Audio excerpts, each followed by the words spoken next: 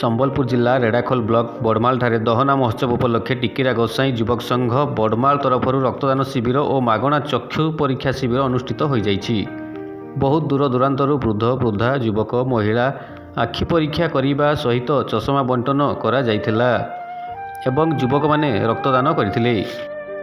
ମୋ ନାଁ ସୁରେନ୍ଦ୍ର କୁମାର ଦାସ, ମୁଇଁ ବଡ଼ମାଲର ଆଉ ଆଜି ଆମର 7th ବଡ଼ମାଲ କପ୍ର फाइनाल दिन जेनटा कि फॉर्मेट मैच हिसाब से होची आउ बहुत जगार दर्शक मैंने आसुन देखवार लगी तार संगे संगे आम गोटे गाँव डेवलपमेंट लगी समस्त माने केनता भल हवा से जिन चिंता करी एक फ्री आई टेस्ट भी करूँ जेनटा कि पंडापाली आसन सोनपुर आउ गोटे आम सब वर्ष तमें ब्लड कैंप करसूँ जेनटा कि आम आखपा क्या भी सडनली ब्लड दरकार है जीरो टाइम रे आमको सपोर्ट दरकार तो से लगी आम यहाँ गोटे आम युव गोष्ठी जेनटा कि टिकरा गोसाई यूथ क्लब बड़माल आम आयोजन करूँ संगे संगे आम दहना जेनटा कि 8 फेब्रुआरी हबार की जाऊँचे से आमर बहुत संख्यार योगदान देवे। राजकिशोर प्रधान टिकरा गोसाई युव संघर संपादक वर्ष 4 वर्ष है प्रत्येक वर्ष ब्लड कैंप चली वर्ष मागणा चक्षु शिविर अनुष्ठित होती। मोर ना है दुष्मंत कुमार, मुझे बड़मार बासिंदा आज किए डोनेसन कली न आमर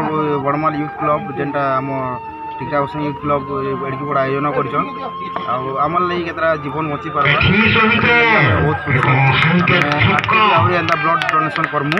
मोर ना पिंकू देउरी, मुझे बड़माल मुझे तो ब्लड देली मत भल लगला भल लगुच भी। मो सुजीत कुमार महाकुर संग्रामपुर आखि देखा केते वर्ष है आप 50 वर्ष रक्तदान शिविर मागणा चक्षु परीक्षा शिविर एवं क्रिकेट टूर्नामेंट आदि अनुष्ठित हो जाइछि। आज को 4 वर्ष हेब दहना महोत्सव कार्यक्रम हो आसुअछि। 8 तारिख में दहना महोत्सव कार्यक्रम थिबारु कार्यक्रम सभापति संपादक और सभ्य माने दहना महोत्सव को आसी उपस्थित रहिबाकु जणाइछन्ति। रेढ़ाखोल दीपक सिंह रिपोर्ट आम ओडिशा।